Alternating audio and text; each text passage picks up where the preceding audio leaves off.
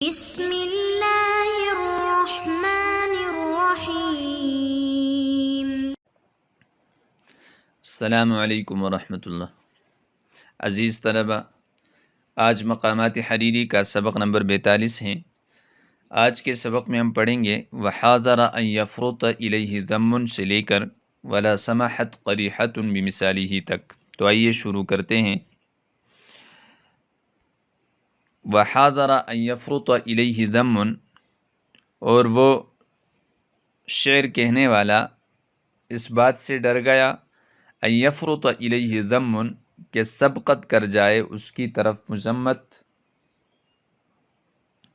او یلحقہ وہم، یا اس کو کوئی وہم لاحق ہو جائے، فقرأ، تو اس نے کہا ان بعض الظن اسم، یعنی اس نے قرآن مجید کی اس آیت کی تلاوت کی، ان بعض الظن اسم، بے شک بعض گمان وہ گناہ ہوتے ہیں۔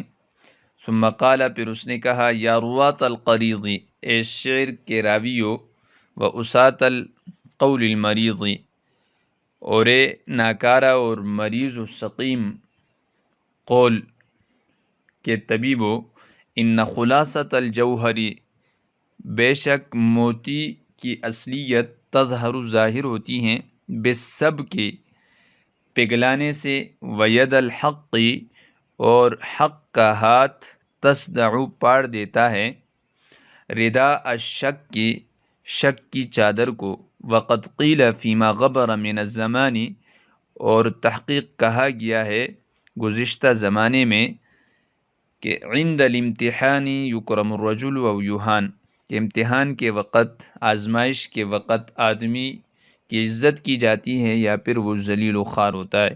وہاں انا، اور ہاں لے لیجئے یہ، قد عرضت خبیئتی للاختباری، کہ میں نے پیش کر دیا ہے اپنی باطنی استعداد و صلاحیت کو، للاختباری جانچنے کے لیے، وعرضت حقیبتی، اور میں پیش کرتا ہوں اپنے تیلے کو، علی الاعتباری آزمانے کے لیے۔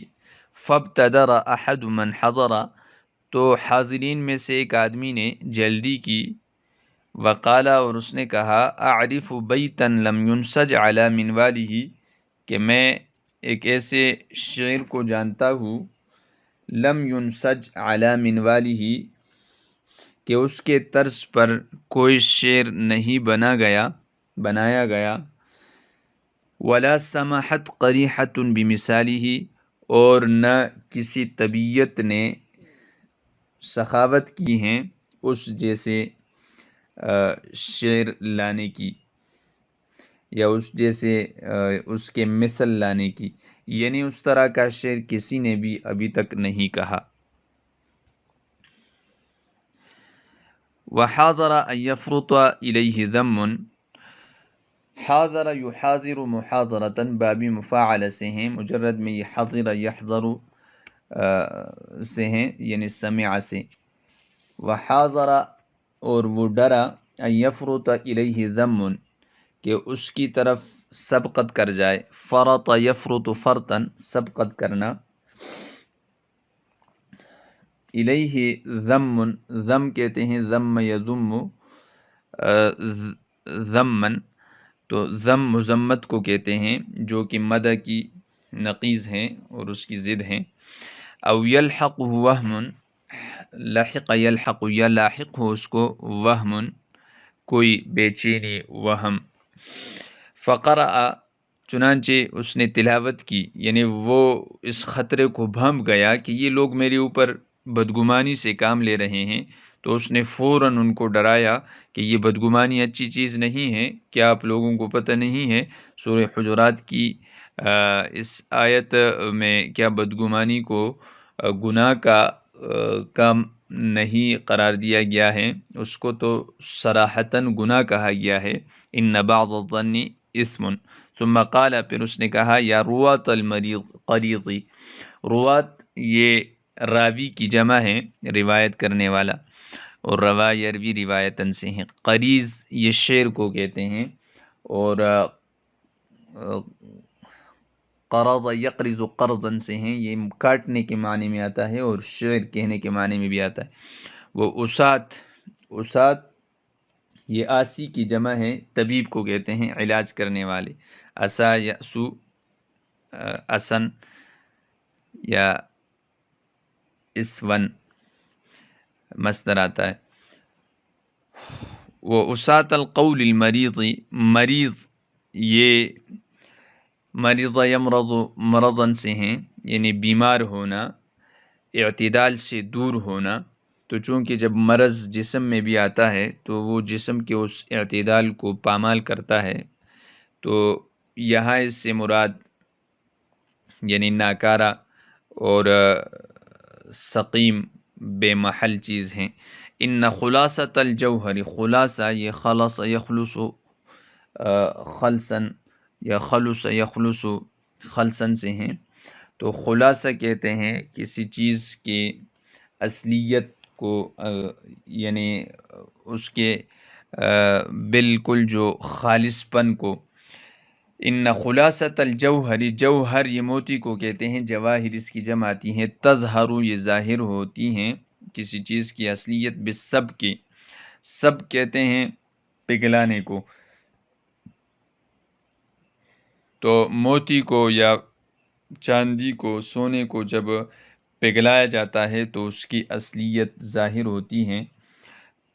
تو یہ آدمی دعویٰ کرتا ہے کہ تمہیں بدگمانی کی ضرورت نہیں ہے، اگر میں اپنی اس دعوے میں اور اپنی اس بات میں جھوٹا ہوں تو آپ جو ہے امتحان لے سکتے ہیں، آپ اس کے اصلیت کو بہرحال معلوم کر سکتے ہیں، تو آپ مجھ سے امتحان لے لیں۔ ان خلاصۃ الجوہر تظہر بالسبک، کہ موتی کی اصلیت وہ پگھلانے سے معلوم ہوتی ہیں۔ سبق یسبق، سبق یسبق سبکن، چاندی کو پگھلا کر سانچے میں ڈالنا اور کرا کوٹا دیکھنا، معلوم کرنا۔ وید الحق، ید ایدی اس کی جمع آتی ہیں، یعنی حق کا ہاتھ جو ہیں وہ تصدع، صدع یصدع صدعا پاڑنے کے معنی میں آتا ہے۔ ردا تصدع یہ پاڑ دیتا ہے، ردا الشک کی، شک کی چادر کو۔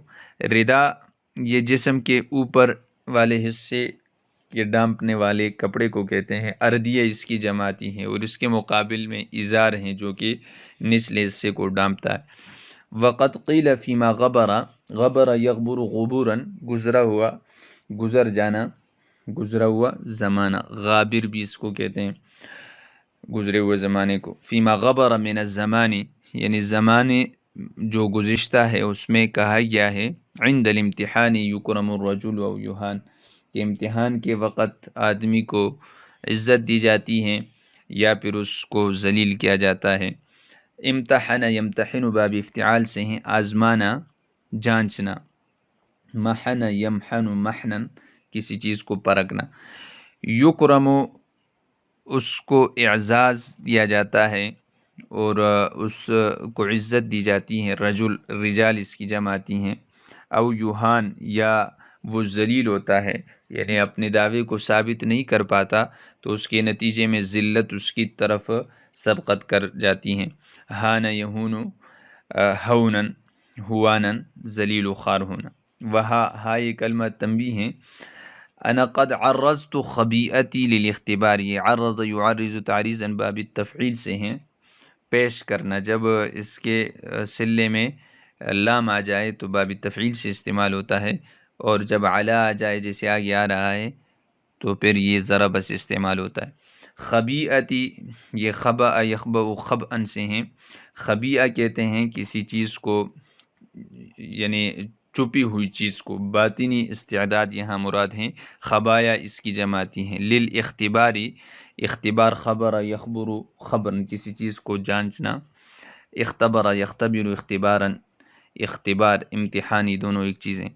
وعرضت، اور میں پیش کرتا ہوں، حقیبتی، حقیبہ یہ تیلے کو کہتے ہیں، تو تیلے میں بھی معلوم نہیں ہوتا کہ اندر کیا چیز پڑی ہوئی ہیں، لہٰذا ابھی میں اپنے تیلے کو بھی پیش کرتا ہوں۔ حقائب اس کی جمع آتی ہیں علی الاعتباری جانچنے کے لیے، آزمانے کے لیے، اعتبر یعتبر اعتبارا۔ فابتدر پس جلدی کی، احد من حضر ایک اس آدمی نے جو حاضرین میں سے ایک تھا، وقال اس نے کہا اعرف بیتن میں ایک ایسے شعر کو جانتا ہوں، عرف یعرف معرفتن سے، بیت ابیات اس کی جماعتی ہیں، لم ينسج علی منوالہ کہ اس کے طرز پر ابھی تک شعر نہیں کہا گیا۔ نسج ینسج نسجن یہ کہتے ہیں بھننے کو، تو لم ینسج یہ صیغہ مجہول ہیں کہ ابھی تک نہیں بنا گیا، علی منوالہ منوال یہ جولاہے کی وہ لکڑی جس پر کپڑا بنتے وقت لپیٹا جاتا ہے، اور کپڑا بننے کی مشین سے بھی تعبیر کر سکتے ہیں، اور ڈنگ اور طرز اور طریقہ بھی مراد لیا جا سکتا ہے، جمع اس کی مناول آتی ہیں۔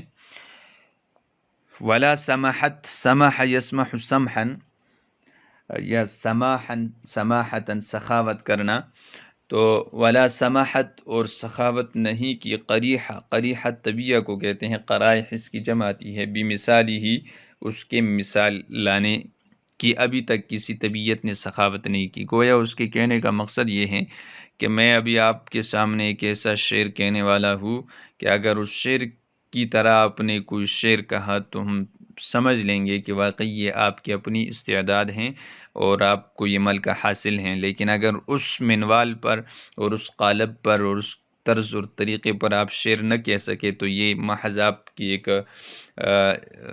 وہ فراڈ ہوگا، اور آپ خواہ جو ہے دوسرے لوگوں کی چیزوں کو اپنی طرف منسوب کریں گے۔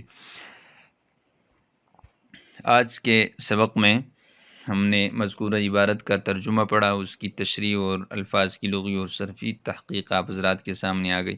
میں امید کرتا ہوں کہ آپ بار بار اس کو سنیں گے اور اچھی طرح اس کو نوٹ کر لیں گے اور اگلے سبق کے لیے مطالعہ کر کے تشریف لائیں گے۔ والسلام۔